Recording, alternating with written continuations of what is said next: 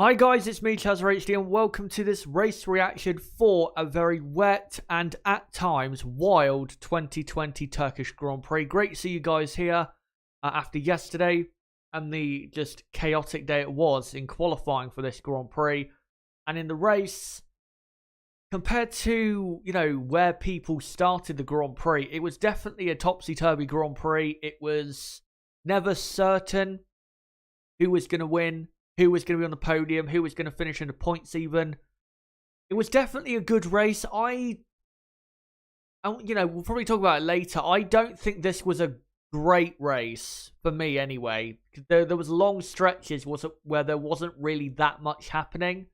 I'd say probably towards the end there was probably a bit more action with some overtakes, but it was definitely a good race, no doubt about it. I'm not going to come on here and be blasphemous and say it was a boring Grand Prix or it was decent at best. It was definitely good, no doubt about it, but it's definitely not an amazing 9 out of 10 at the very least Grand Prix. It was probably a 7 at best for me.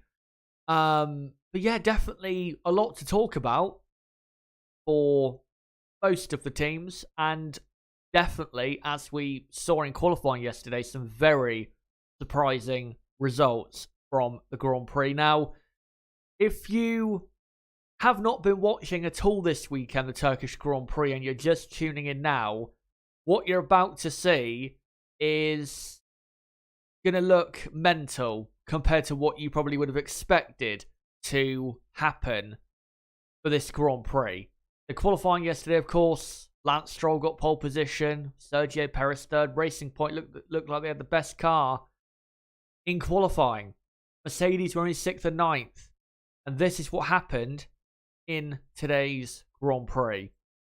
Here are the race results. Lewis Hamilton wins the 2020 Turkish Grand Prix and becomes a 7-time world champion. And, we'll get onto it in a moment, but with the way he drove, for me, there is no doubt anymore. He is the greatest driver of all time, without a doubt in my mind anymore. An amazing drive from Lewis Hamilton. Second, Sergio Perez, equaling his best ever result. He also drove great this weekend and was definitely very good in the Grand Prix. Vettel third. Sebastian Vettel third. Who would have thought that coming into, the whole weekend? Never mind after qualifying where he only qualified 12th and started, I think, from P11.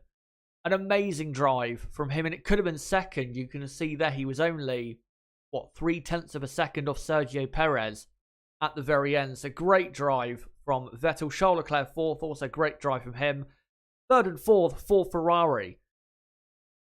I can't believe they were that good today, because in qualifying yesterday they were absolutely terrible, and I think we have to say, as we'll get onto in a moment, it was definitely down to the drivers why they were so great today. Definitely not the car, because the car still did not look that good at many points in the Grand Prix. I think it was definitely down to the drivers and just their sheer skill to drag that pace out of the car. Carlos Sainz fifth, great drive by him. He was very close at the end to getting a podium possibly. Max Verstappen sixth, Albon seventh. Red Bull could have done a lot better today. Norris eighth, he drove well considering where he started. Lance Stroll ninth, Daniel Ricciardo 10th, and then finishing the race but not in the points, Ocon, Kvyat, Gasly, Bottas 14th. We'll get into that in a moment, how poor he was. Raikkonen 15th, Russell 16th, Magnussen 17th. Shame for Magnussen because he was running in the points for quite a while, and then Haas fucked up his pit stop. And then retiring from the race, Romain Grosjean, Nicholas Latifi, and Antonio Giovinazzi. Shame for Giovinazzi because he was great in qualifying, but in the race has some sort of technical problem, I think, which is what caused the VSC around, was it lap 20-ish? Can't remember exactly, but yeah, shame for him. But those are the results. And now, let's get into the first team, which of course is the world champions Mercedes. And let me quickly bring back up on screen a picture of this man who was very emotional, as was expected, after today's Grand Prix, winning the Grand Prix and becoming a 7-time world champion. And today really did amplify why Lewis, for me, is the greatest of all time and why he is so great, even if you don't think he is the absolute greatest of all time. You know, qualifying 6th was not looking good at all. Mercedes just couldn't fire the tyres up at all in qualifying. And at the race start, even though he did gain a position, got up to P5, even though he was behind Vettel, who made an amazing start in the Ferrari, still, they weren't looking that good at all. Lewis Hamilton was almost a pit stop behind the race leader at the time, Lance Stroll, after 10 laps, I believe, or I think it was that. Yeah, about 10 laps. He was way behind, not even in the same league, pace-wise, as Lance Stroll, and the racing points for that matter. Then he pitted for a new set of tyres. That really did help him. I think undercut, was it Alex Albon? Was it Alex Albon he undercut? Can't remember exactly. Lots of things happened at the start and the first 15 laps of that Grand Prix. But, getting an early pit stop to get some fresh tyres on, that did help for him. Because once he got those tyres on, started then, once certain drivers were pitting because their tyres were going off or making mistakes, Lewis Hamilton was slowly but surely, and I said this yesterday, if Mercedes were going to get a podium or a race win, it was going to be because as the race went on, they would fire the tyres up even more. Lewis Hamilton would get more confident with the car and where the grip was. Wasn't much grip at all on this circuit, as we knew, for the whole weekend. But as every lap went on, he was going to get more confident, and that's what happened in the Grand Prix. Got more confident, got past Sebastian Vettel, then got past Verstappen after Max Verstappen made a mistake. We'll get into that soon enough. And then he got past, who was it?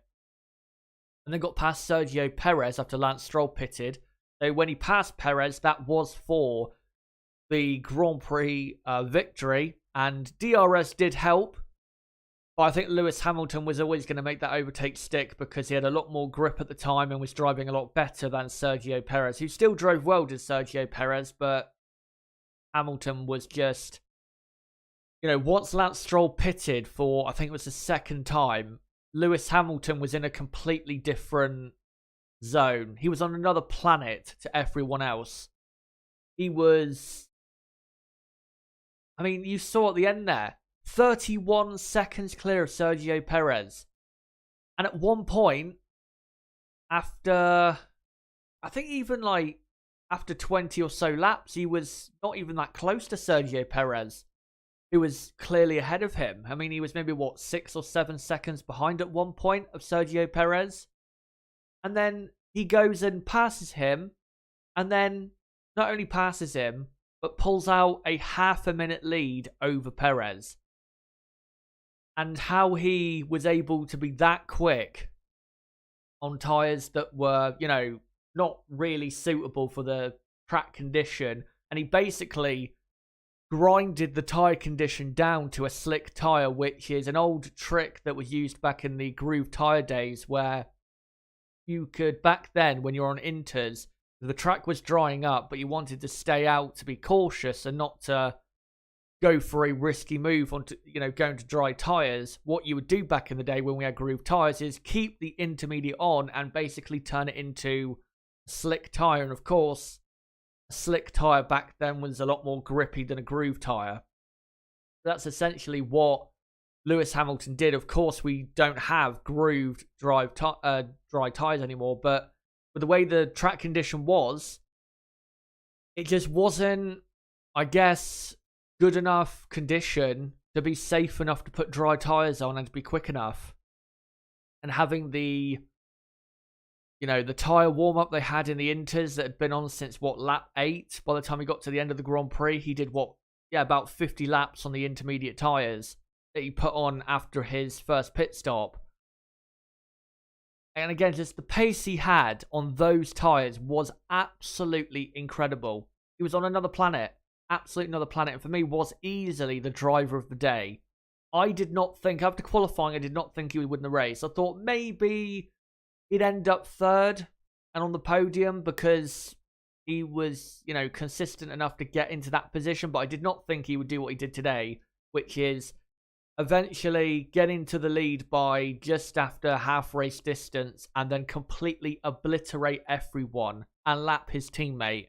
He was poor today, but still, the way Lewis drove today was unbelievable and worthy of winning the World Championship. Just how he drove in Portimao when he broke the race win record, but an amazing drive, and for me, it's without debate, in my mind anyway, that he is the greatest of all time. 7 World Championships. I think you can say, looking at his career, that's what he deserves, considering the situations he's been in. And I think what really settles that debate in my mind is that Lewis Hamilton is not even done yet. I mean, you've got next year, and of course he hasn't officially signed on for Mercedes for next year or the year after, but I'm sure he probably will, because if he was going to announce his retirement, I think he probably would have done it after the Grand Prix today. Would have been fitting if he did. But yeah, he's got most likely 2 or 3 years left at least. He's going to win the World Championship next year without a doubt, so that's 8 world titles, and if Mercedes get the new regulation reset in 2022 right, I mean, he could end up with 10 world championships at least. And if he wants to continue going after that, he could end up with 11 and 12. Because the team he's in is so great, they're not going to drop their level massively and become just a midfield team like Ferrari have recently. And he is at his absolute best. So even if Mercedes are not maybe as dominant in a couple years' time, he's still going to be great enough to win Grand Prix and probably win a World Championship. So, I mean, there's no real debate to it. He is the best of all time. He's absolutely the best driver I've ever seen by a mile. And it's going to take some feat from, say, Max Verstappen or Charles Leclerc once they, develop into their fully formed selves as drivers. It's going to take a lot from them to unseat Lewis Hamilton as the best of all time, and to unseat Lewis Hamilton, period, just from winning a championship as long as Lewis Hamilton is around. Because at the moment, if he stays in that team, Lewis, I don't see how anyone beats this combination of Lewis Hamilton and Mercedes until he retires or Mercedes leave Formula One. I just don't see it happening. I don't see it happening at all. So, yeah, I think without a doubt, this man is the best. And the way he drove today, it was just so fitting of a 7th World Championship. It was a very, Ayrton Senna, Michael Schumacher-esque drive. So just, again, absolutely brilliant. But brilliant is not a word we can even associate with his teammate Valtteri Bottas. Valtteri Bottas today was absolutely just pathetic. And I said in my Discord during the Grand Prix, by the way, don't forget to join that. You can find the link in the description. Very active during an F1 race weekend or just in period. He was recreating Felipe Massa's performance from 2008 at Silverstone when we had that torrentially wet race where Felipe kept spinning over and over again and ended up finishing in 13th or 14th place. Same with Valtteri today. Couldn't stop spinning or falling off the track. By the time he pitted for his final pit stop, he had basically no grip at all left on his tyres. He was going off at every single corner almost. He was awful today. Really awful. I kind of feel sorry for him at the start because he basically spun trying to avoid Esteban Ocon's car.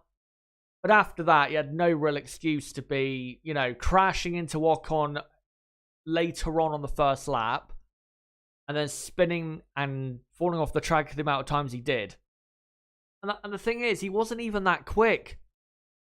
trying to come back through the field. He was never at any point quick enough to get into a points-paying position. So today, and this weekend really, Valtteri has just been shockingly poor. But I think we have to say, and I think, Lewis Hamilton's grid position from qualifying proves it. This has been an extremely wacky weekend because of the track condition being so slippery in the dry, and then with it raining, it's, come down to the driver's skill in terms of speed, but also not making mistakes or making the least amount of mistakes during a Grand Prix or during qualifying. In Bahrain, the next Grand Prix, the next two races, of course, are in Bahrain. Valtteri will be, back up there, obviously, because of the car. But also, he is pretty good at Bahrain. So this is a blip, no doubt about it. But you have to say today, he was absolutely shocking. But for his teammate, an amazing performance. And for me, easily driver of the day. But guys, let me know in the chat right now, before we go on to Red Bull, who I've got plenty to say about. Let me know in the chat what you thought of Lewis Hamilton's performance today and Valtteri Bottas's in the chat. I have noticed, though, there's a couple things on the info text that I need to quickly just change because a couple bits of information are wrong, such as Kvyat having 33 points now in the championship. He does not. He has 26. So there you go. And I know I had Leclerc there twice, 5th and 6th. That's now been altered. Anyway, let's look what you guys have to say. By the way, thank you very much to Count Blah for the donation of $13, who says, the cream keeps rising to the top, Lewis Hamilton. Absolutely. Absolutely. And by the way, thank you for the donation. I really do appreciate that, considering the current climate of the planet.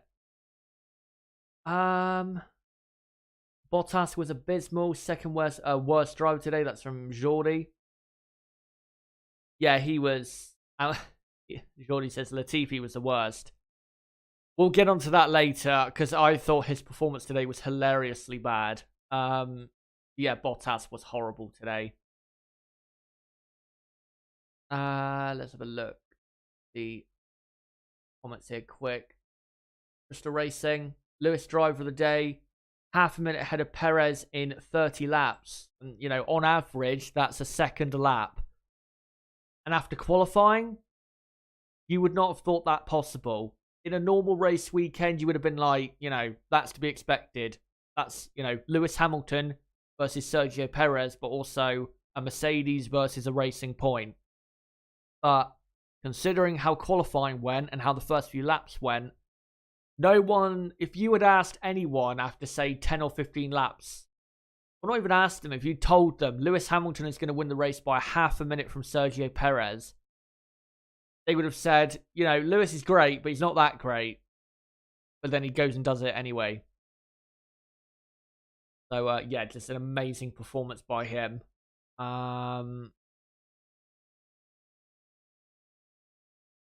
Stephen Mooney says Bottas has put a question mark over keeping his seat at Merck.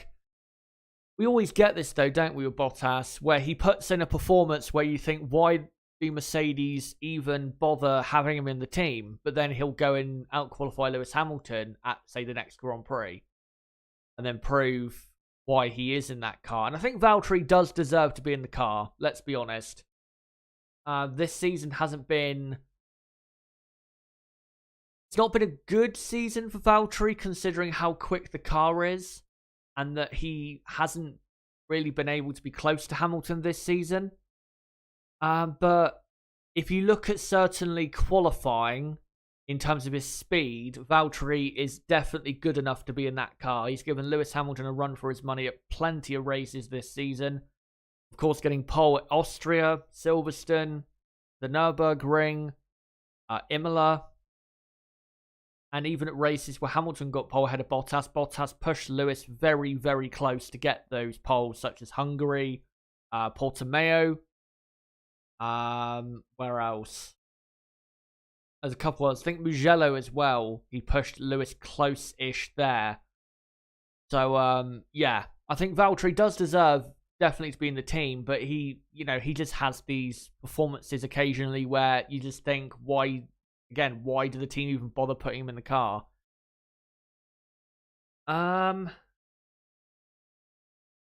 Francisco says Bottas spun 6 times and was fighting Kimi for 14th. Yeah, again, very reminiscent of Felipe Massa at Silverstone in 2008. Very, very reminiscent. Spider Monkey says, keep Istanbul.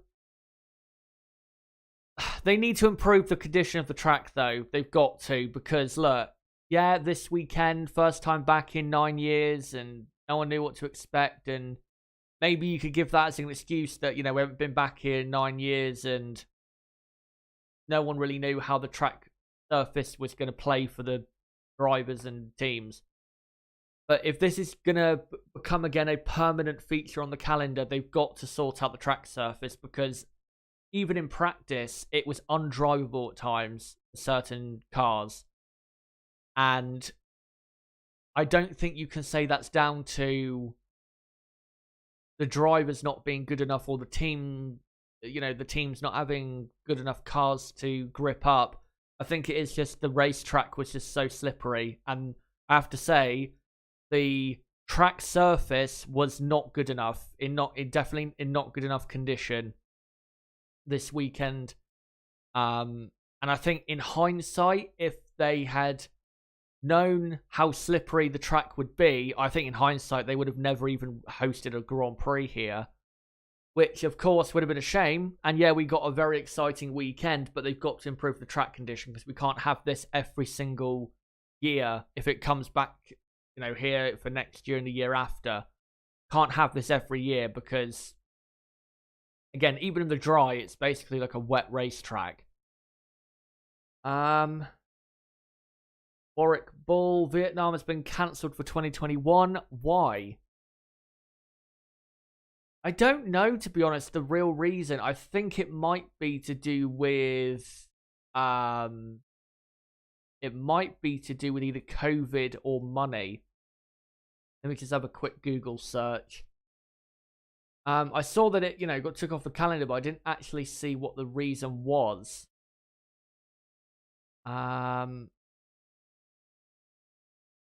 I can't remember. Yeah, I can't remember what the reason was. Might be to do with money. Let me just have a quick look at racefans.net. See.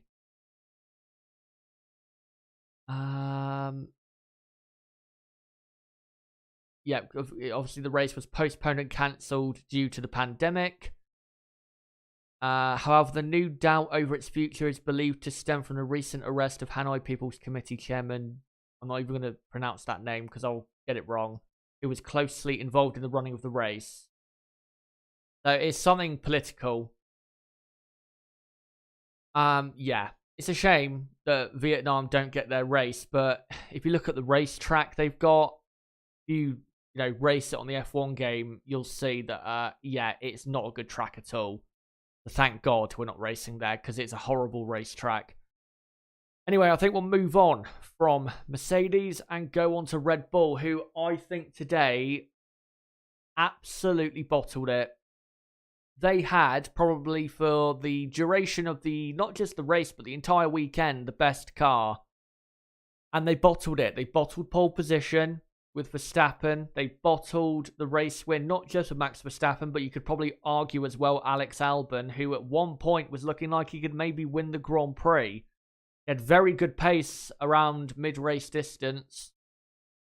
And then he made, of course, a big mistake right for his last pit stop.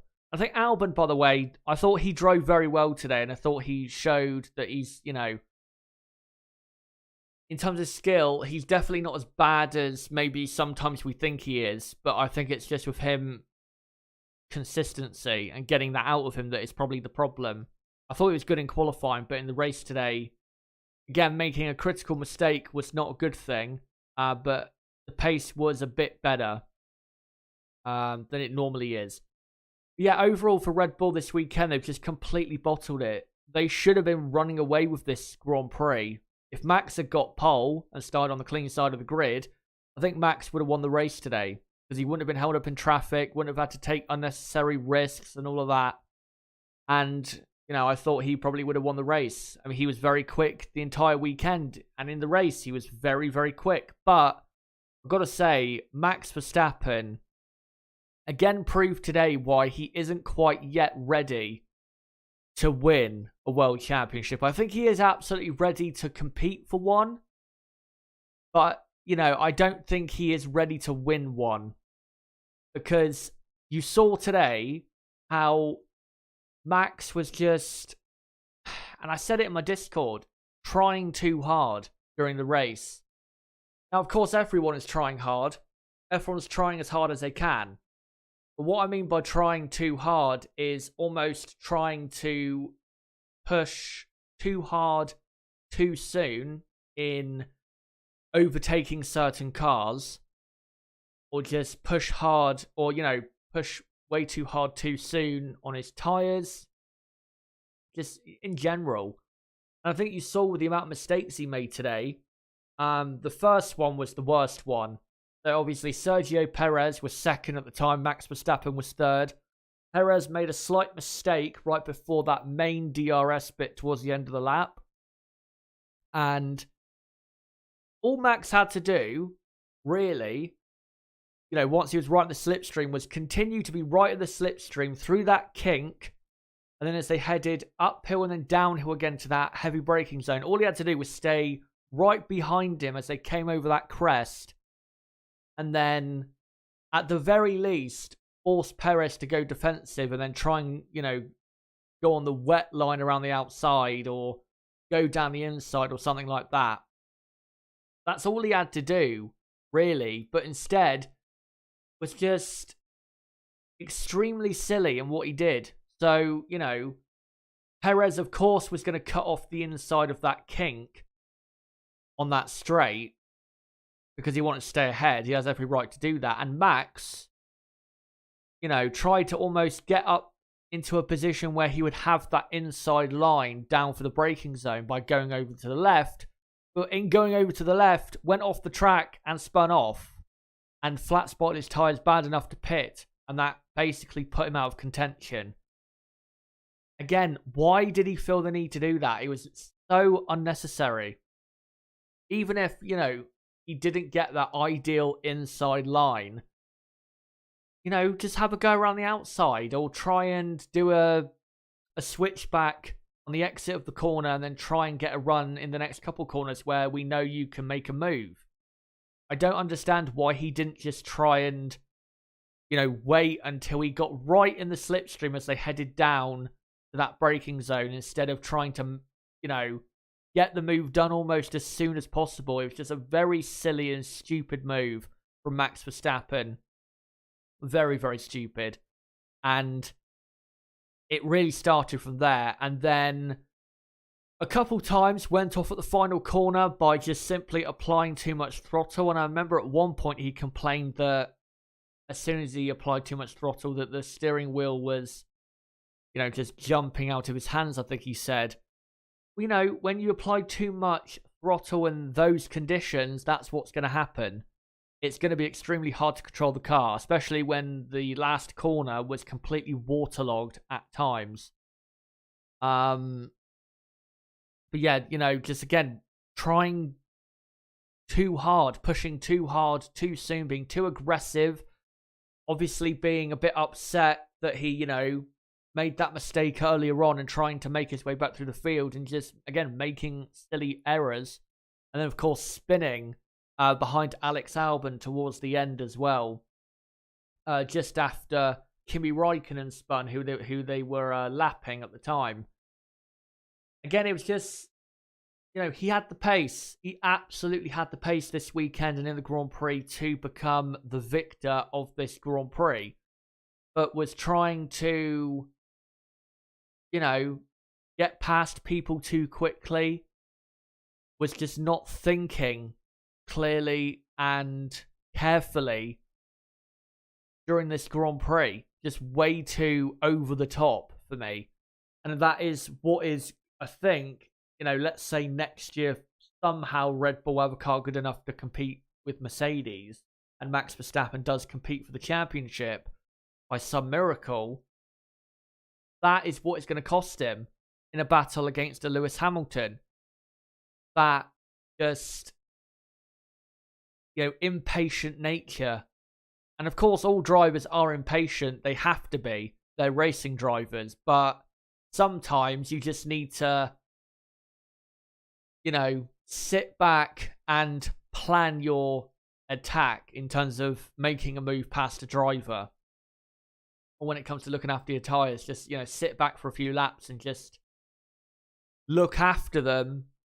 So for a more important phase of the Grand Prix, you can be in a better position. That's why Lewis Hamilton was so great today and is so great. Because if Lewis Hamilton had done, when he was behind Sebastian Vettel, if Lewis Hamilton had done what Max did today, what Hamilton would have done is tried to pass Sebastian as early as possible and ended up spinning and making a mistake, and then it would have gone downhill from there.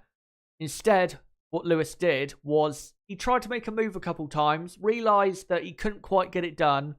But what he did was, after that first pit stop and all, and, it was clear that he wasn't going to get past Vettel on track, really. At that time, he just kind of sat back, looked after his tyres a bit, and just let the race come to him. Because he knew, he would later on come back into the fray in terms of a podium or a race win. Max Verstappen today was just trying to go for it all the time and try to make a move as soon as possible rather than just, thinking it out and taking a calculated risk. And it cost him today, big time. But guys, let me know in the chat when it comes to Red Bull. Did you think they blew it today? For me, they did. They had the car this weekend, but just didn't get it together when it mattered, which is quite rare for them in the last couple of years, because even though they've not had the best car for quite a long time in Formula 1, when it, comes to a particular weekend where they've had the best car, say a race in Mexico or last year in Brazil where Max got pole and won the race, when they've had the opportunity to do so, 90% of the time they execute, but this weekend they just didn't at all. And considering, this team's experience and recent experience of winning, titles from a few years ago and race wins over the years, surprising they were just so, lackadaisical, I guess. Anyway, let's quickly read the chat.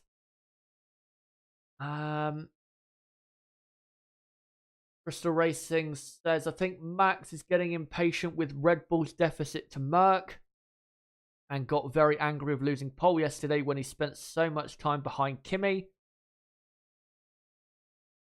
I mean, it's probably to do with how old he is. And let's not forget, I know he's been in Formula 1 since 2015. And I know people say, oh, well, he's been in Formula 1 for 5 years. He should be mature by now. I think people forget he is still, 22 or 23 years old? He's still young.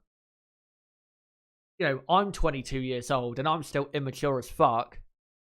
And I still don't have the maturity to keep cool and calm as much as, say, an older and experienced person would. Same with Max Verstappen. It's the exact same. It'll hopefully come over time, that maturity and experience, obviously. Once he, keeps doing races, he'll just get more experienced, and eventually these mistakes should just be ironed out. I mean, look at Lewis Hamilton. He was the one making these mistakes about 10 years ago.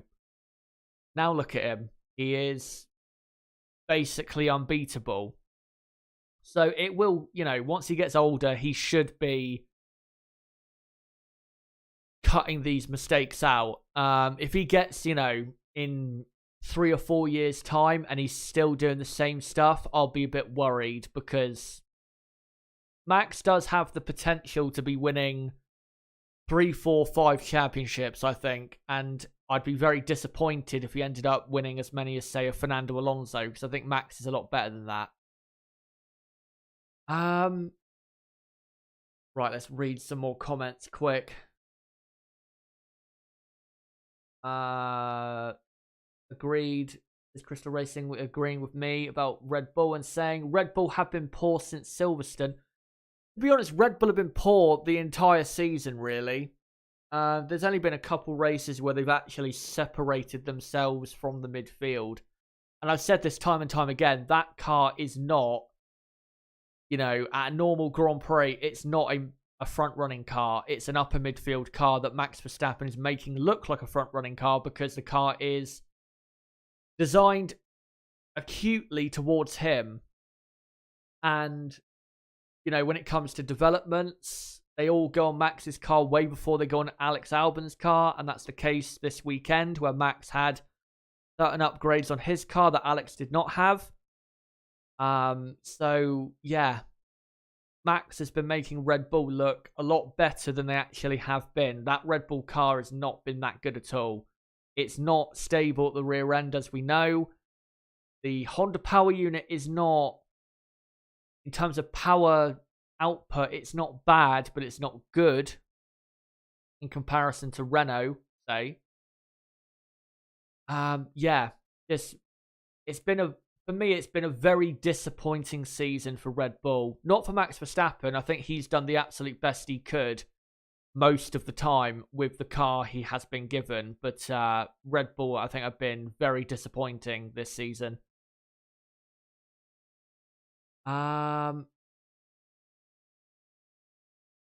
Crystal Racing also saying Hamilton is in prime position to win 10 World Championships. Kimi and Seb are past it. Alonso's made many bad career moves. Max and Charles are young and immature, and Russell, Gasly need to improve. Even if Russell gets into the same team as Lewis Hamilton possibly, or Gasly gets into a good car, or Leclerc with Ferrari gets into a better or faster car, and same with Max, I still, as long as Lewis Hamilton and Mercedes are firing on all cylinders, no pun intended, I don't see how they're going to be beaten. I don't see it. Unless the FIA come up with regulations specifically to slow them down and to pick upon their weaknesses. But if you look at that Mercedes car, there is no weaknesses. There is none. So, yeah. Right, let's find a couple more if I can. This race was better than Monza. I'd agree with that.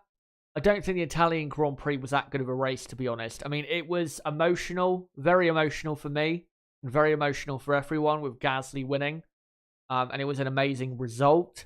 But if you actually look at the racing, there wasn't that much at all, and it wasn't that exciting in terms of the on-track racing.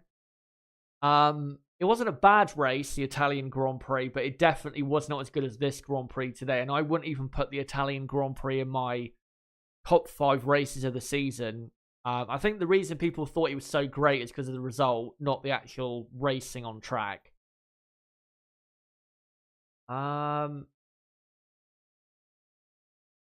Right, let me find one more comment if I can. Before we go on to Ferrari, who had an amazing day today. Trying to find one more to read out from you guys before go on to the next team. I'll read out this one from Jordi. There's a first World Drivers' Champion crowned in Europe since 2004, and of course that was Michael Schumacher at Spa. And funnily enough, that was his 7th world title, so kind of coming back around that. Anyway, let's go on to Ferrari and start with this man, who was my second driver of the day. Now it's quickly gone to Charles Leclerc. Yeah, my second driver of the day today was, or second place in that driver of the day, list after Hamilton, would definitely beat Sebastian Vettel. What a drive. What an amazing start. I have no idea where he came from. I mean, of course, he started P11, but I don't know how he got past all those cars in such a tight part of the track to get up to, what was it? 4th place or 3rd place? Just an amazing start. An amazing start to the Grand Prix. And yeah, he was up in 3rd place for a while, ahead of Max Verstappen. And Max was having a go at times, but Sebastian was not exactly having to defend at every single corner or go defensive really at all. And really at no point during the Grand Prix did Sebastian drop off pace-wise. Pace at the end, of course, was very good to get past Perez, or not get past Perez, get past his teammate who made a mistake, and he was right behind Perez at the end because his pace was so strong. But yeah, all throughout the Grand Prix, Sebastian was just consistently quick. Same with Charles Leclerc. Charles Leclerc today was so quick. If he didn't have I won't say poor start he didn't really have a poor start, but he didn't have a good start either. Didn't really improve from where he started on the grid. I think he maybe lost a couple positions, but you know what I mean. But, once he got going in the Grand Prix, got some confidence going after a few laps, the amount of times he set the fastest lap of the Grand Prix, he must have done that 10 times, at least, in the race. But yeah, he was great today as well. And at the end, he got second from Sergio Perez, but then made a critical mistake. Locking up with only 3 or 4 corners to go, letting Perez through and letting Sebastian Vettel through, and almost losing position to Carlos Sainz as well. It's a shame for him because he did drive great today, but I don't think he was as good as Sebastian Vettel today. Vettel, great start, consistent pace. I don't think Sebastian made a mistake as well in the entire Grand Prix. Not one mistake. Just a great drive by Sebastian Vettel. A slowish pit stop for Sebastian. I think for his final pit stop it was. But overall, Ferrari ran the race just fine. I don't think Ferrari today, the reason they finished 3rd and 4th, I don't think that's because their car was quick. I think it's their drivers. Sebastian, 4-time world champion, very experienced. He's been in Formula 1 for 13 years. He's raced here before, not just once, but quite a few times. So I think that really came in handy for him in the Grand Prix. There you go. There he is on the screen. And, Charles Leclerc, of course, we know how great he's been this season at dragging pace of that, out of that car. And we know how quick he is. He is very, very quick once he's on it. Definitely right up there with your Max Verstappens and Lewis Hamiltons in terms of pace. But yeah. Ferrari, I don't think they were quick today because of the car. I think it was because of the drivers. Of course, because it being wet, their lack of power was not anywhere near as much of a hindrance as it would be normally. But I think, if you put, say, Perez and Stroll, again, no disrespect to them two, in this car, I don't think they get, 3rd and 4th today. I think it was just down to just 2, very good drivers making, or having a great race, but just being consistently quick throughout the entire Grand Prix and using their tremendous levels of skill to get the result they did. I don't think it is down to this car. And you can see there on the bottom scroll, Ferrari are now 6th in the Constructors and only 6 points behind Renault. And I think are only, 24 points behind Racing Point, who are 3rd in the Constructors. And you may be thinking, if you're a Ferrari fan, maybe we can get 3rd in the Constructors. Well, looking at the next 2 track layouts, I'm afraid you'll be coming right back down to earth. Have fun racing against the Williamses, put it that way. But, yeah, great result today. Very important, and that solidifies them to finish at worst in 6th in the Constructors, ahead of AlphaTauri, who are not that far behind them. But yeah, I don't see them finishing any higher than 6th in the Constructors. I don't see it at all. I think Renault will bounce back a lot in the next 2 races in Bahrain, because that will suit their car. Racing Point will be quick, and McLaren will definitely be quicker. Yeah, Ferrari, this is a blip, this type of result. This is not what to expect with this team. But guys, let me know in the chat, what do you think of Ferrari and what did you think of the drivers' performances. For me, Sebastian was great today. I was so happy for him that he got the result he did, because he's had such a terrible season, which I don't think has been massively his fault. He's not been great this season in terms of his own driving, but the team have hampered him a lot with the way they've acted and the way the car is. But yeah, I was so happy for him. And also, going back to Red Bull, I've just remembered that Max Verstappen was under investigation for what was it? Crossing the white line on the pit lane exit. So can anyone in the chat just let me know quickly before, or I'll search on Twitter anyway, but let me know in the chat quickly if he did get a penalty for that, because I'm pretty sure I saw it on the TV, and I'm pretty sure I saw that he crossed the white line. So I was thinking that that was a slam dunk penalty. And then for some reason they decided that they would investigate it after the race, which makes no sense whatsoever, because, you know, that could have easily affected someone else's race by not giving him a penalty at the time and just waiting till after the race. Let me have a quick look.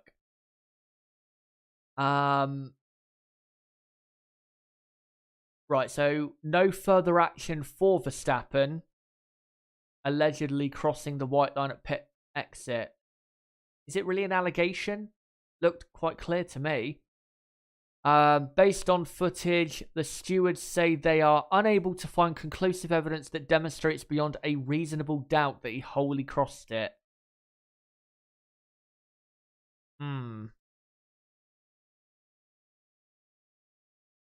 That doesn't sound right to me. That sounds like a horrible decision. Yeah, that doesn't sound right to me. That does not sound the right decision.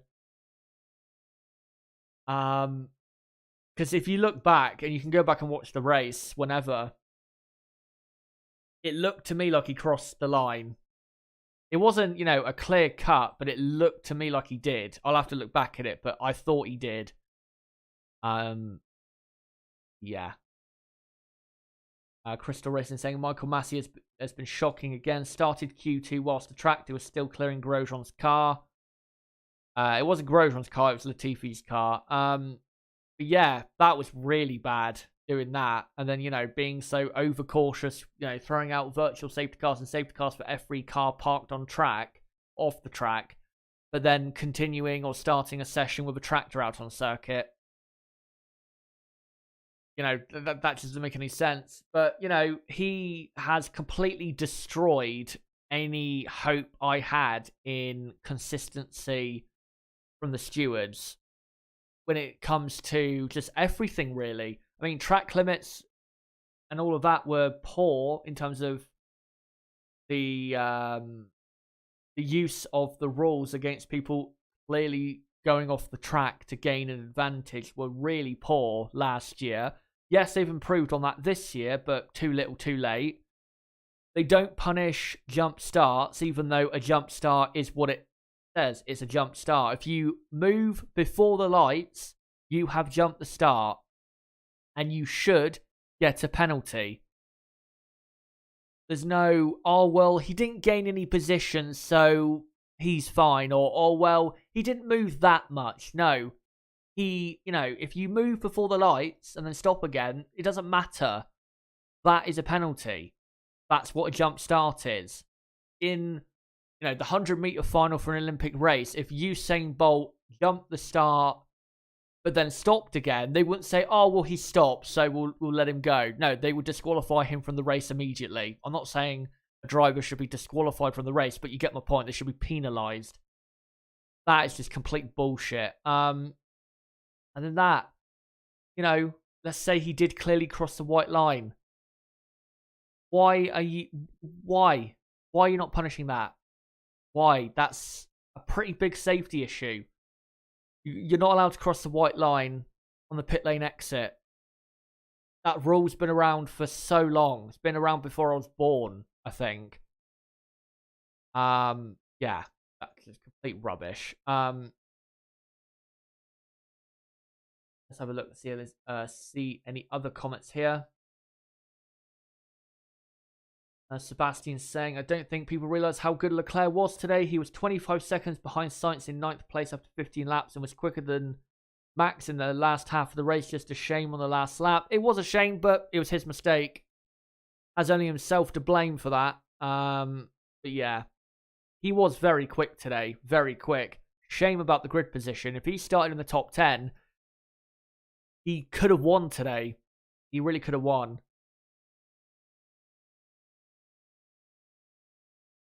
Daddy Smurf says you don't have to cross the pit exit line completely. Just touching it is a penalty. I don't think.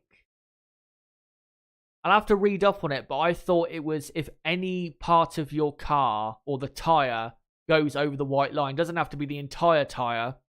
I thought the rule was any part of your tyre that goes over the white line, even if it's a small amount, constitutes a penalty. I'm sure that's what the rule was, but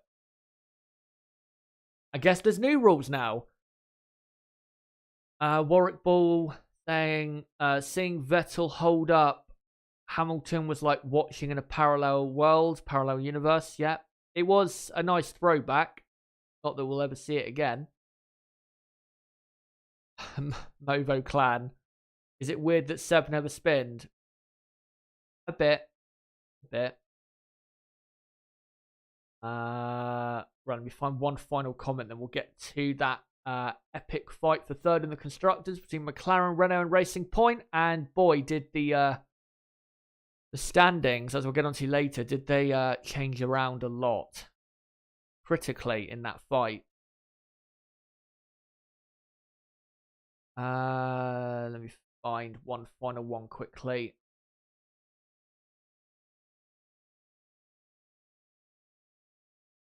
Just trying to find one good one. Warwick Bull, there you go. It's a shame Vettel couldn't be like this more often in the past 2 years. I think I've said this before. I think I said it last year that when there is less pressure on Sebastian, he performs better. Which is why when he was at Red Bull and he was, put in a car that was able to get pole and easily get pole and be comfortably in the lead from the start through to the rest of the Grand Prix. The reason he was able to succeed so well in that situation was because there was less pressure on him. There's a lot more pressure on you if if you're the favourite for the championship but you start second and third a lot, rather than easily starting on pole position all the time like he was at Red Bull most of the time. With Ferrari, because they did at times have a better car than the Mercedes during 2017, 2018, and at certain races in 2019, but it was never, a clear, dominant gap to Mercedes and the rest. So he was never comfortable, and there was always that pressure. And even in his Red Bull days, when the pressure got on a bit more with him, I think you saw that he didn't react as well to it as, say, Lewis Hamilton does. Or, say, at the time, Fernando Alonso did. And I think this season, you've seen, even though he has not had a good season at all, I think he has done well at times with what he's been given. I thought he did very well, for example, at the Spanish Grand Prix. To get, P7 there? He finished, P6 in Hungary? Great result there. And then obviously today, podium. And I think the reason he's, this year has been able to maybe drive a bit better than he was, say, last season, and with maybe, not less mistakes, but you know what I mean? I think he has been in himself better this season than he was the year before or in the second half of 2018. Because again, he's not under that pressure anymore. No one really expects Sebastian to be, winning the race or being on the podium because the car is just awful. And I think that honestly is the best thing about him going to Aston Martin for next year is because of where Racing Point have been this season, who of course become Aston Martin in 2021, Sebastian still will not be expected to win races or finish on the podium. So he'll be able to just have fun, just, drive the absolute wheels off of a car that's definitely going to be better than the Ferrari, I think, for next year. And just, again, have fun. And I think you'll see Sebastian next season be a bit more of the old Sebastian Vettel. I don't think you'll ever see Sebastian get back to how he was at the Red Bull days of 2013 or 2011. I don't think you'll ever see that again, because I don't think that Sebastian Vettel is around anymore. He doesn't have that confidence anymore and that security around him that he did then. But I think next year you'll see a revitalized Sebastian Vettel and see him kind of like what Sergio Perez has been doing in the last few races. Just, consistently banging out 4th, 5th place finishes and being the team leader at Aston Martin. By the way, hello to Ronan Brady and hello to JB. Great to see you here. Anyway, I think we'll move on to that fight. 3rd in the Constructors. Let's start with McLaren. Very important result today. Carlos Sainz 5th and Lando Norris in 8th. That's as well. I think, didn't Norris have the fastest lap as well? Let me have a look. It doesn't say there, does it? I can't remember exactly who had the fastest lap. I thought Lando Norris had it at the very end. Then maybe it was 15 points for the team or 14, but still, even if it was 14, a great amount of points for this team.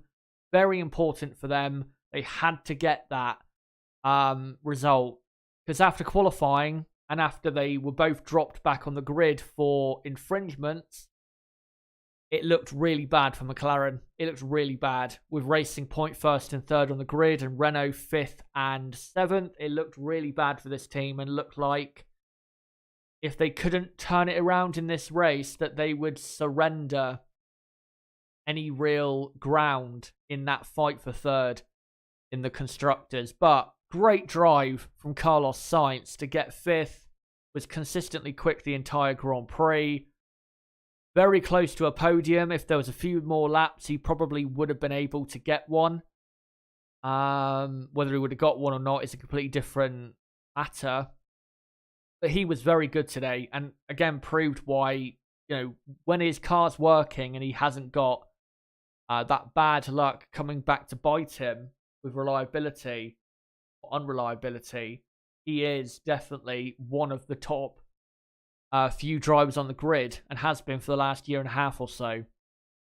So yeah, great drive by him today. And Lando Norris as well, even though he was held up a long time in that battle with Magnussen and Russell for the final point, eventually got past those drivers, then was way behind Daniel Ricciardo and Lance Stroll after they pitted for their final pit stop, but then just has such great pace to get past those guys and got up into 8th place. So considering how Lando's race went at the start, good result. But definitely Carlos Sainz was their best driver of the day. And yeah, that's a very important result for them, because after qualifying, it was not looking good at all. And going into the last 3 races, which are a triple header, a back-to-back-to-back, this might be the result that spurs them on to claim 3rd in the Constructors. And I think, to be honest, considering how they've been as of late, it would be a great result if they got 3rd in the Constructors. But if they can't get it, then at least finish in 4th place. Because I think if they were to finish 5th or even worse, 6th, this season would have to go down as a failure. Because at the end of the day, this is still a big team in McLaren who should be doing better, but also, they started the season so well. So, yeah. 3rd or 4th in the Constructors, I think, would be an acceptable enough result for McLaren, considering how they did last season, how they've been this season. Any lower than 4th, and that would be a really disappointing season, considering how they started this year, because they looked really good for 3rd. But it has just slowly fallen away. But with this result today, who knows? Maybe this is the catalyst for a great final 3 races where McLaren get back into third and take third in the Constructors. We'll see. But yeah, very important result today. The big loser in this battle, though, was undoubtedly Renault. Great grid position for the Grand Prix.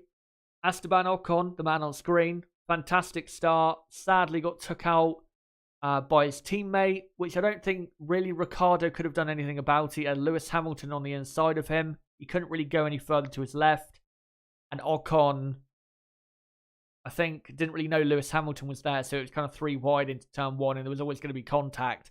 So that's why there was contact between the 2 Renaults. Ocon did pretty well to finish P11 and not be that far behind Ricciardo at the end and not be that far off a point. I think it shows that Esteban was pretty quick today, despite that problem.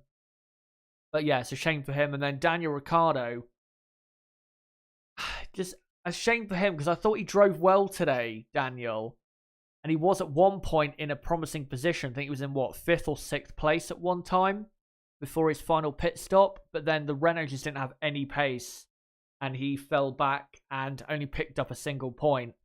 And again, I don't think that was a problem with Daniel. I think it was purely down to the car just not being quick enough in the race for him.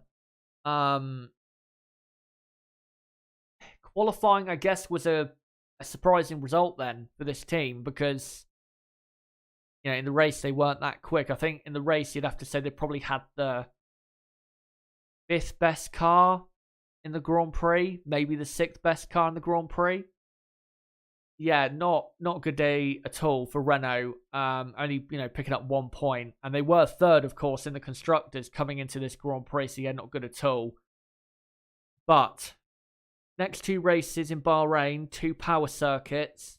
Well, it's the same circuit, but you know what I mean. The 2 track layouts are very favourable to a team with a very strong power unit and to a team who are particularly slippery in a straight line, such as this Renault car.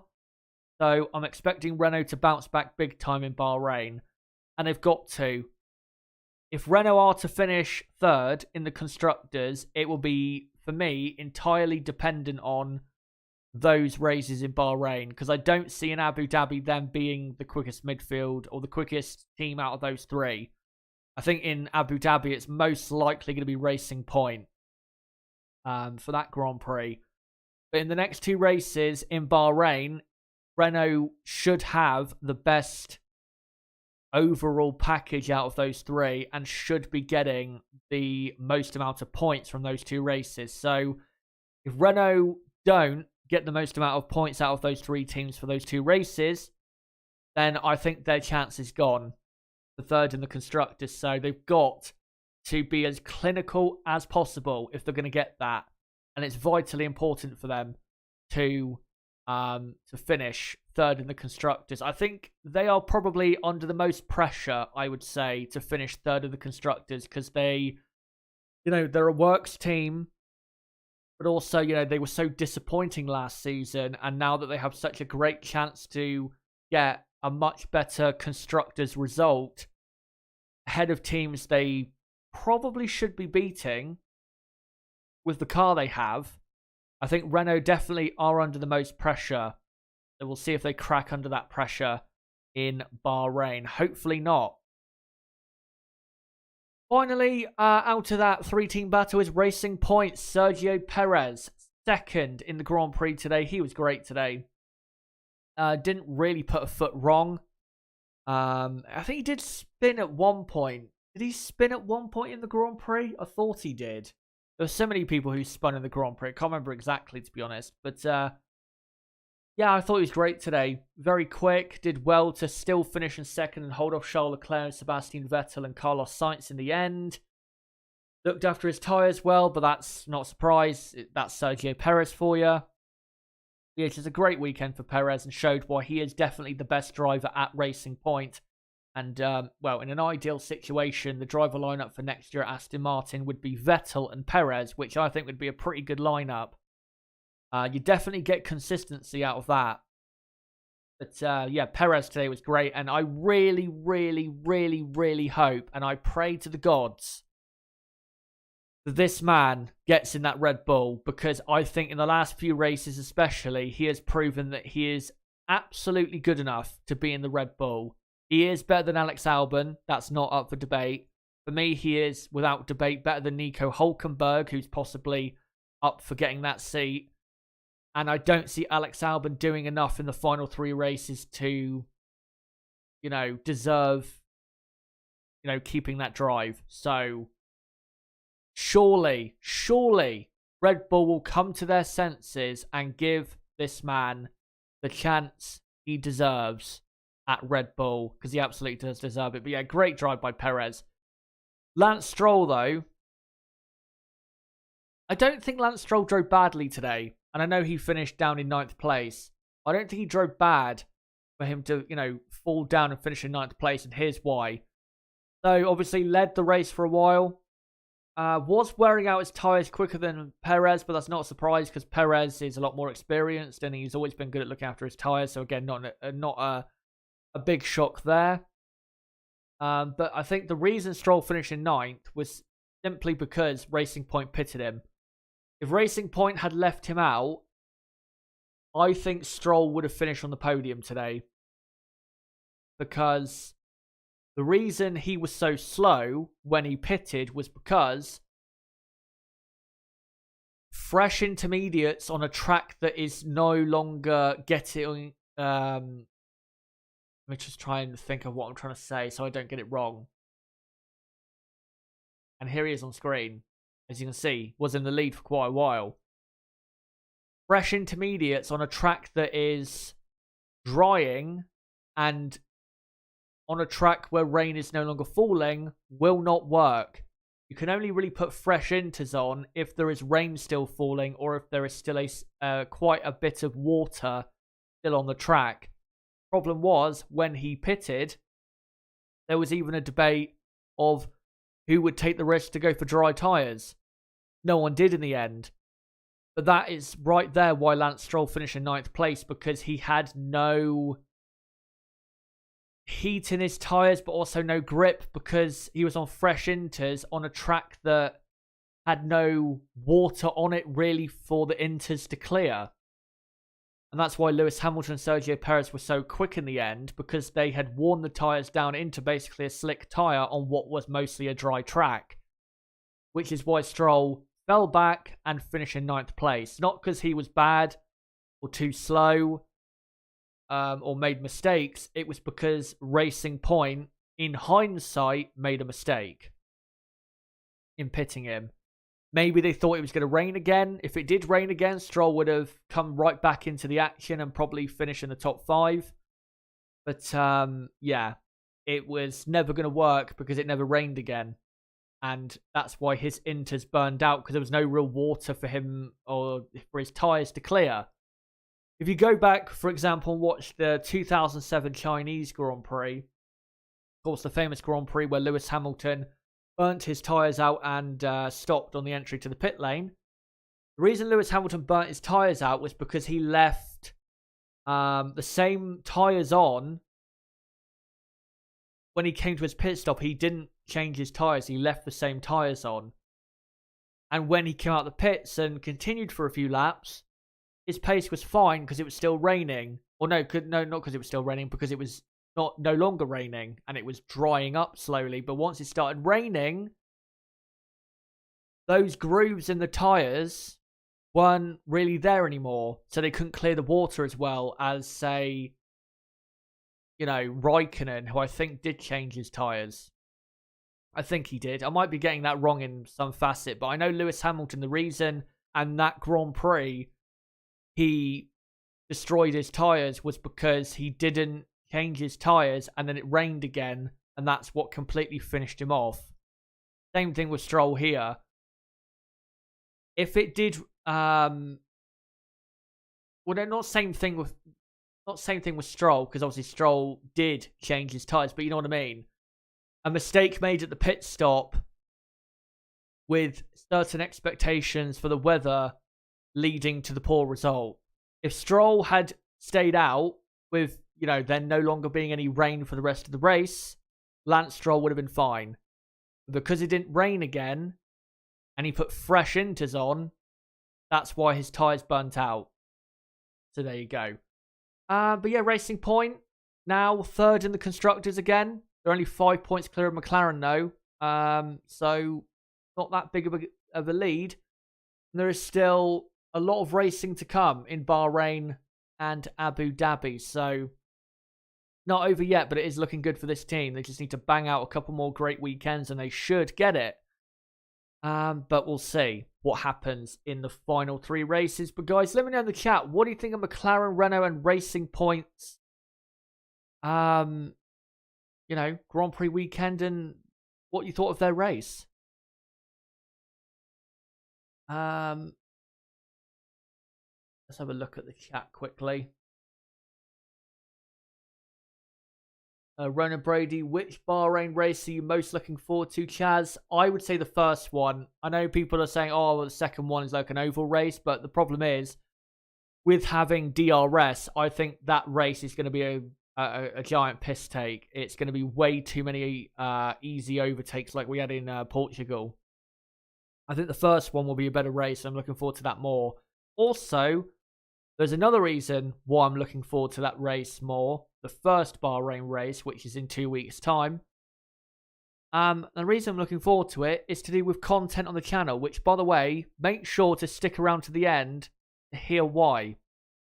Because at the next Grand Prix weekend, there's going to be a lot more content on the channel, and I think you guys are going to be quite excited by the news I'm going to announce. So, yeah, stick around for that.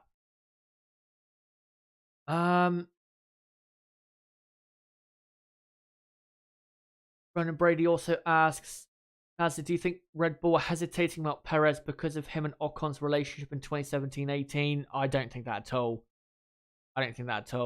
I think it's more to do with they don't want to get rid of someone who is a part of the academy because it's a pride thing. I don't think it's to do with that. And yeah, Crystal Racing saying they're desperate for him to improve because of the investment they put into the academy.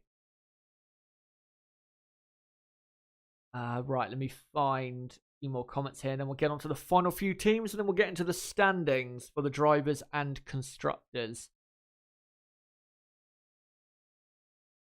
Ronan Brady, do you think Racing Point would easily get third if they had better driver than Stroll? I think he's quick sometimes, but too inconsistent. Well, look, if they had Vettel and Perez, for example, for this season, I think Racing Point would have basically wrapped up third in the Constructors, but obviously they don't. Racing Point should finish third in the Constructors because I think they do have overall the best car out of those 3 teams. I don't think they'll have the best car for the final 3 races because I think the Renault car, because of the certain track layout in Bahrain for both races, I think they'll have the best car there. But in Abu Dhabi, I think Racing Point will definitely be the quickest midfield team there. Or, quickest team out of those 3. I still think Red Bull are a midfield team, to be honest, but you know what I mean. But overall this season, I think Racing Point have had, they've had good amounts of power because of the Mercedes power unit, which I think is now the best again. And obviously they have great amounts of downforce. So I think Racing Point have had this season the best car. And if they were to lose that battle, I think they would be disappointed. But I think you have to remember, last season they finished in 7th in the Constructors. So if they were to finish, say, 4th, that wouldn't be a bad season. It would just be not as good as they were hoping, but still good. But, if they were to go from 7th to 3rd, that would be massive for them. And also help financially going forward. Let me find a couple more comments. And then we'll get to AlphaTauri, Alfa Romeo, Haas and Williams. All of those teams, of course, did not have a point scorer, and they were all pretty shit today.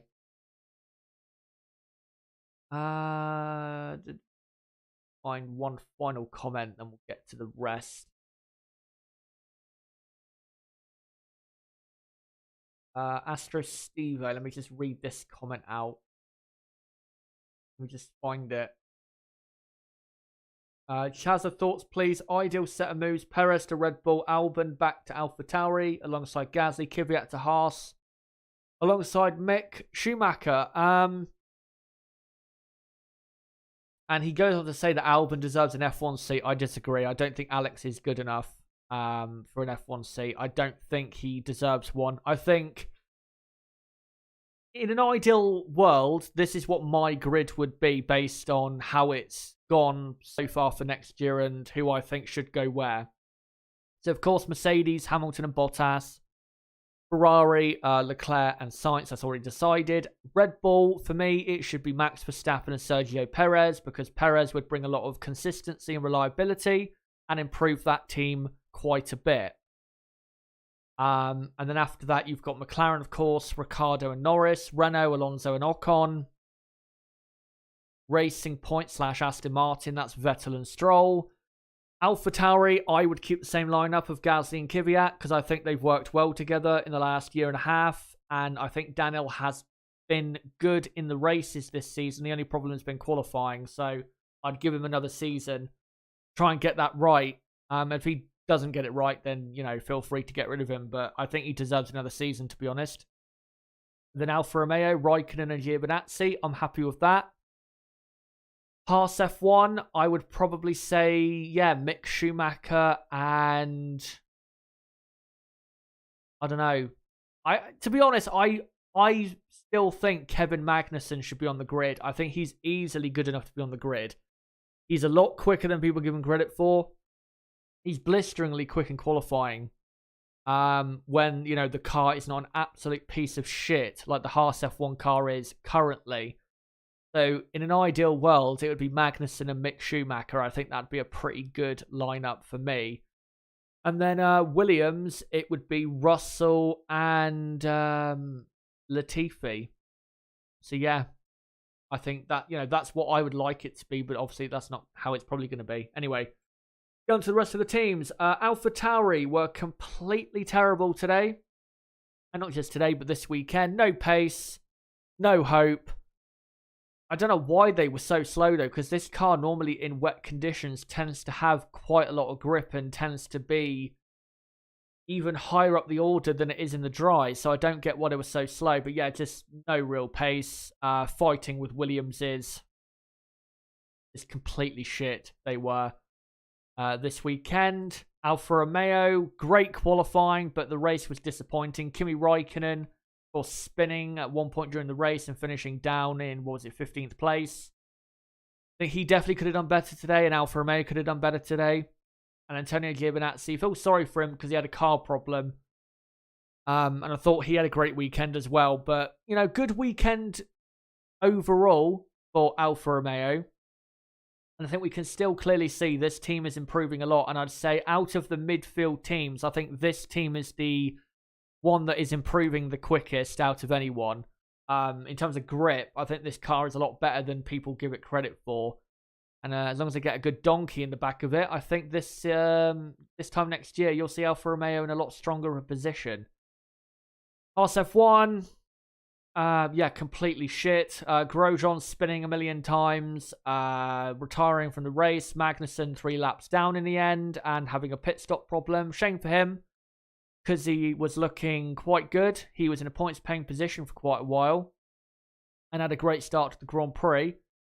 But, yeah, Haas F1 have just been horrible this season. And then finally is Williams. George Russell was, I thought, quite good today, considering he started from the pit lane and he also spun and damaged his car, I think, on the way to the grid. So, good considering what happened to him before the race. Good race for Russell. Nicholas Latifi.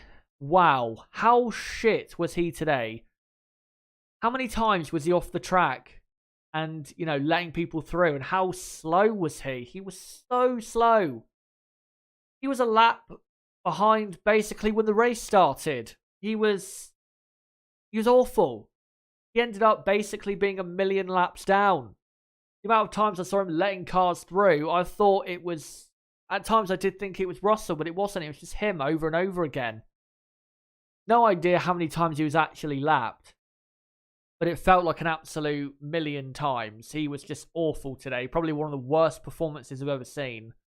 I don't think, though, that is the usual Nicholas Latifi. I think that's just a blip. But, yeah, terrible, terrible performance by him. Anyway, let's go on finally to the drivers and constructors standings, shall we?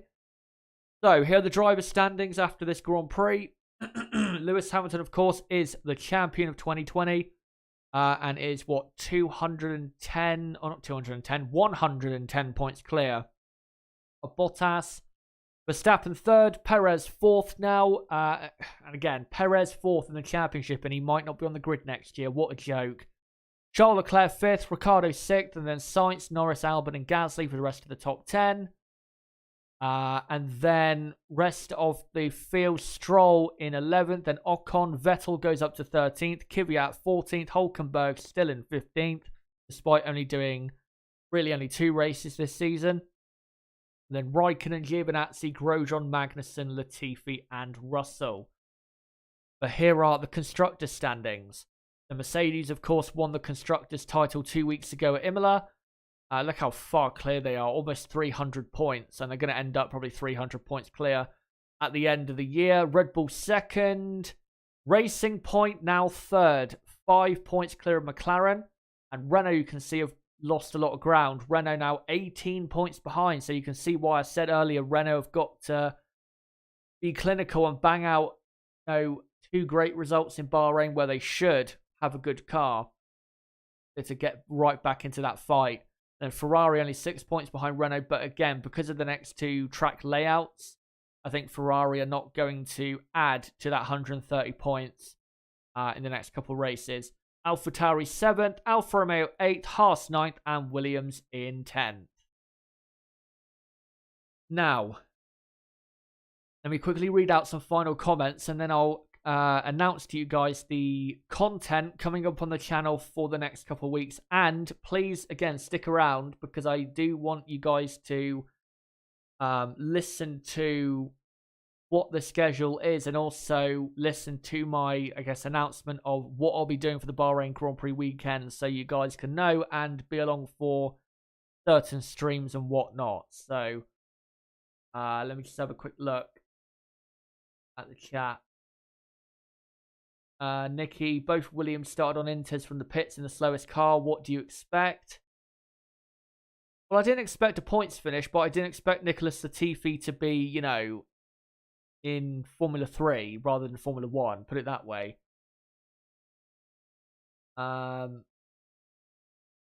Russia says, I think that whole Mazepin wanting to sue Racing Point for not taking his offer instead of Stroll's thing will damage his reputation. Haas will reconsider selling the team to him. So, Mick and Nico. Ronan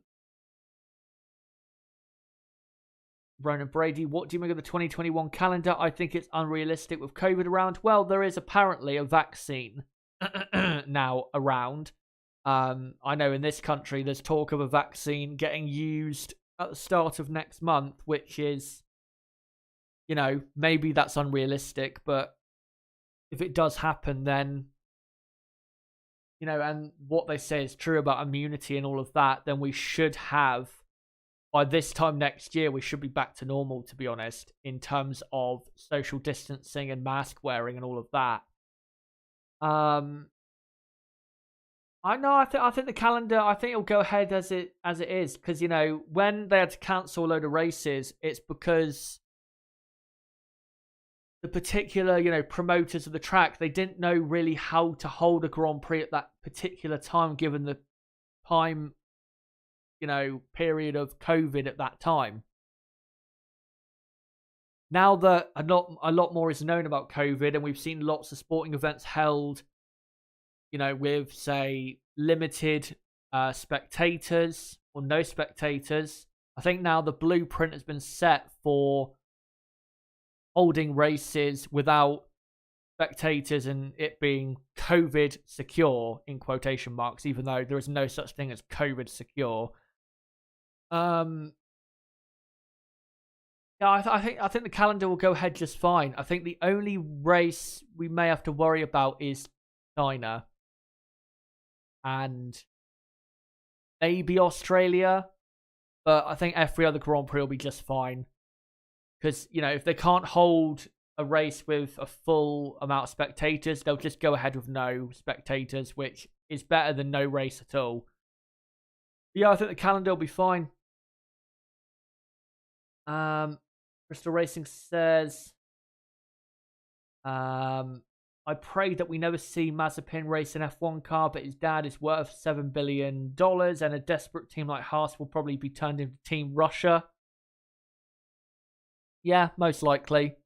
I mean, at the end of the day, Formula One is all about money, which I think has clearly been illustrated by Formula One's decision to race in Saudi Arabia. Anyone thought that Formula One actually wanted to race as one is a fucking idiot, as far as I'm concerned. Money is the only important thing to the people running this, sport. That's all that matters. They do not give a fuck about equality and racism. They don't care. All they care about is money. So I don't know why people were surprised and angry. I knew it was going to happen. It always happens. And yeah, it won't be a surprise because, again, money, money, money. That's what Formula One is about. Formula One is the most elitist sport on the planet by a million miles. And it absolutely is. Just look at, where we race. Monaco, Singapore, Bahrain, with, the Crown Prince there. And in certain other cities, and Formula One is an elitist sport. It's all about money. It's a lot more to do, Formula One, with the amount of money you have rather than the amount of talent you have. It always has been and it always will be, and that's a shame, but we should all be used to that by now. By the way, thank you to Ryan and Brady saying good luck with your new job. Yeah, thank you for that. I've got my first induction day tomorrow. And then I start in a couple weeks after that. So I start on the Monday after the Bahrain Grand Prix. So, yeah, looking forward to it. Hopefully meeting new people and making friends and all that.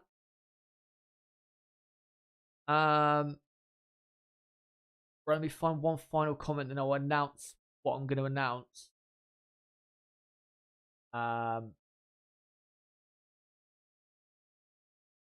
Crystal Racing Latifi repeated his Hungary disaster class, one of the worst weather drivers I've ever seen. Yeah, he was awful there as well.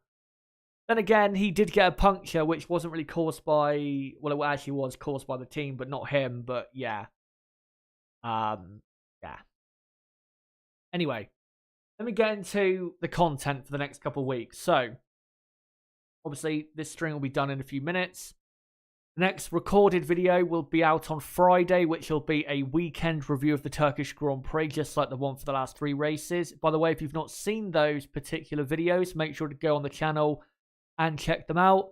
As well, don't forget to subscribe for those videos and hit the notification bell so when those videos come out, you'll be notified as to when they come out.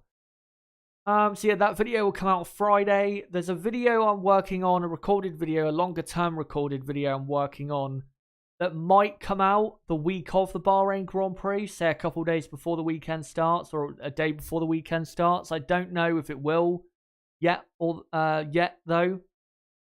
I'd say there's more than a 50% chance, but it's definitely not a guarantee that it's going to come out in that week. So we'll see. If it absolutely will come out, then don't worry, you guys will know about it without a doubt. So possibly 2 recorded videos coming your way between now and the Bahrain Grand Prix. And then the Bahrain Grand Prix weekend. So there will be no qualifying or race reaction streams. Instead, on the Saturday for the Bahrain Grand Prix, what I'm going to do is what I did for the Saturday for the Emilia-Romagna Grand Prix. I'm going to do a stream. I'm going to do a watch-along for the final practice session of the weekend before qualifying on the Saturday, which is like 1 p.m.-ish UK time. And then I will be doing a qualifying watch-along, which is at like 4 p.m. I think, or 3 p.m. UK time. I can't remember exactly. I'll have to go and look at what the exact times are. Yeah, a practice 3 and qualifying watch along on the Saturday. And then on the Sunday will be, as long as, you know, nothing goes wrong and everything goes to plan, will be the return of the race watch along. Hopefully, with a certain other person joining me to commentate on that Grand Prix. And a Grand Prix that I'm sure will be exciting to a certain degree. So there you go.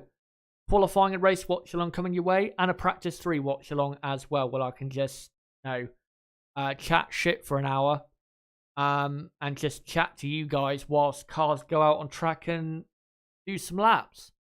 So there you go, 3 streams that weekend. Then of course I start my new job the day after the Bahrain Grand Prix, and I know there's a Grand Prix obviously the week after at the same track, and it's called the Sakir Grand Prix. Now, when it comes to that race, it depends on my work schedule. So if I'm working on a certain day or a certain time, that will kind of affect whether I'll be able to do a video or a stream, you know, at that certain time of day. So when it comes to that, we'll have to see. Ideally, if I'm working just Monday to Friday, then for the Sakir Grand Prix, I'm going to do the same thing. A practice 3 watch along, a qualifying watch along, and then a race watch along.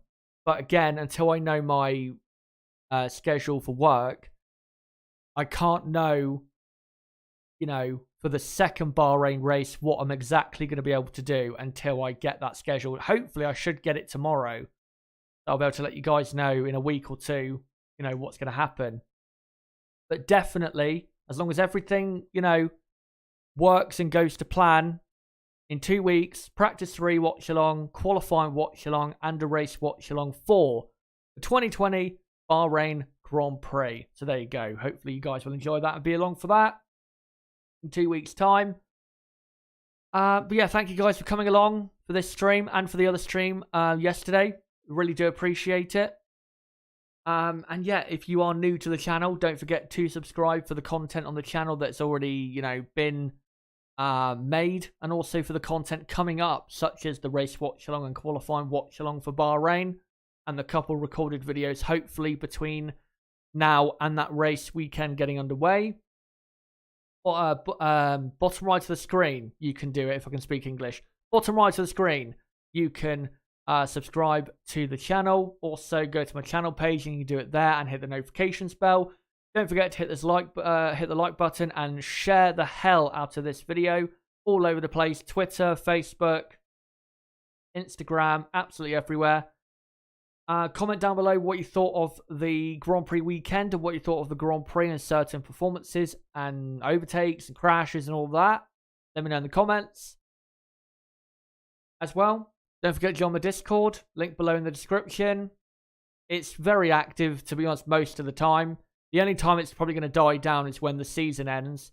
So if you do, in the last month of the season, want to interact a lot with F1 fans, definitely I recommend joining our server, because we have almost 500 people in our server, and definitely during a race, it's very, very active. So yeah, don't forget to join that. If you want to email me for any reason, or for any business reason, then it is chazerhtf1@gmail.com for that. Check out my previous videos.